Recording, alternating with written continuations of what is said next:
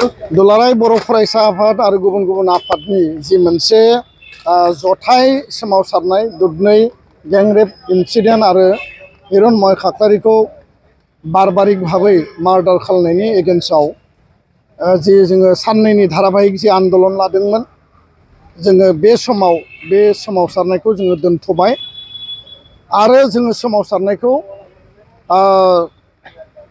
आबुङै जोङो उइथड्र खालामाखै बेखौ जों दोनथ'दोंसो कारन न्याय बिसार जि बिसार प्रक्रिया जि जास्टिस बे जिहेतु माने सिस्टेमेटिकेलि सम लायो बेखायनो जोङो फास्ट ट्रेक कर्टआव गोख्रै खम समनि गेजेराव न्याय होनांगौ फासि होनांगौ बा माने डेथ पेनाल्टि होनांगौ होननानै जोङो दाबि खालामदों।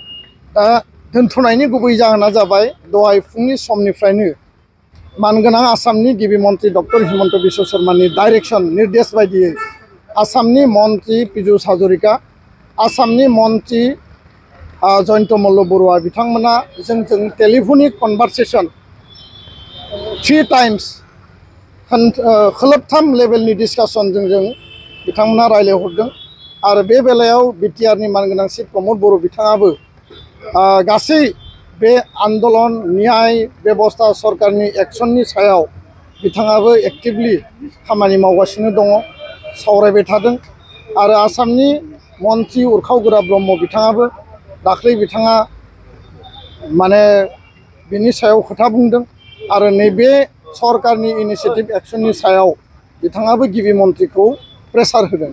दा बेखायनो बे गासैनिबो इनिशिएटिभआव दिनै बे समाव आसामनि मन्त्रि जयन्त मल्ल बरुवाया दुधनै फारसे थांगासिनो दङ। दसे समनि गेजेरावनो बिथाङा दुधनैयाव बालापारा गामि हिरनमय खाख्लारि जाय दुखुथिया जोंनि हिरनमय खाख्लारिया अन्याय इनाय भाबै बुथारजादोंमोन बे दुखुथिया न'खराव बिथाङा सहैनानै दुधनैनि मिडियाफोरनि गेजेराव एबसु आरो गासै बर' माहारियारि आफाद गौथुम गुबुन गुबुन हारिनि गौथुमफोरनि जथाय जि सोमावसारनाय बे सोमावसारनायनि जिफोर दाबिमोन फास्ट ट्रेक कर्टआव लांनाय कम्पेनसेसन होनाय दायनिगिरिया जाहाथे स्ट्रंनिफ्राय स्ट्रंसिम पानिशमेन्ट मोनो माने डेथ पेनाल्टि मोनो जि दाबि दङ बे दाबिखौ सरकारा कारजकरि खालामनानै एक्शन लानानै मावलांनो होननानै बिथाङा जोंनो प्रतिश्रुति होदों बिथाङा आश्वस्त खालामदों आरो जोंहा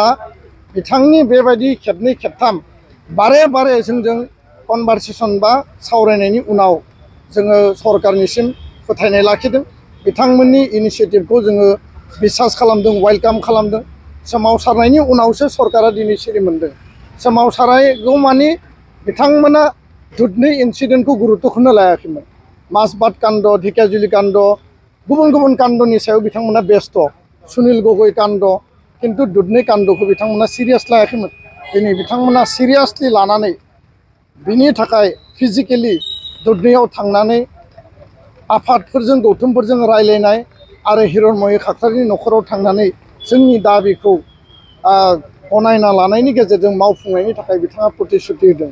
दा बेखायनो जोङो सोमावसारनायखौ दोनथ'बाय।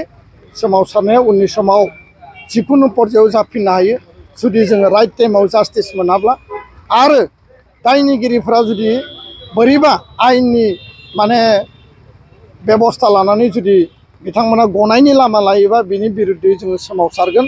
जोंनो जास्टिस नांगौ आरो जोंनि सोमावसारबाय थानाय समावनो मैयानिफ्राय जोङो दिनैसिम लागातार साननै सोमावसारबाय।